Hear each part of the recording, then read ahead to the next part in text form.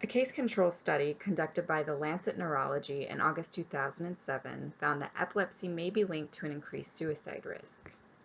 After searching through the cause of death registry in Denmark from the years 1981 to 1987, they identified 21,169 cases of suicide. They also identified 423,128 controls. 492 of those who committed suicide had epilepsy, and the majority of them were newly diagnosed, so in other words, the first half year after diagnosis. These were compared to 3,042 of the controls, which led investigators to identify a 3 times higher risk of suicide in epileptic patients. This risk is also highest among those with comorbid psychiatric disorders. However, the risk is still higher than the controls even without comorbidities.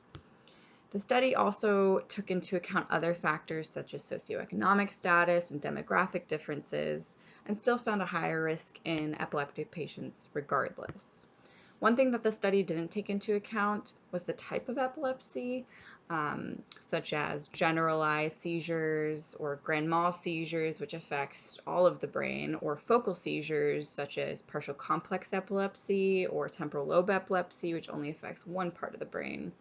Considering that each of these types of epilepsy affect different parts of the brain and therefore have different symptoms, such as personality changes or difficulties in memory, it's hard to say whether or not one type of epilepsy has more of an effect on suicide risk.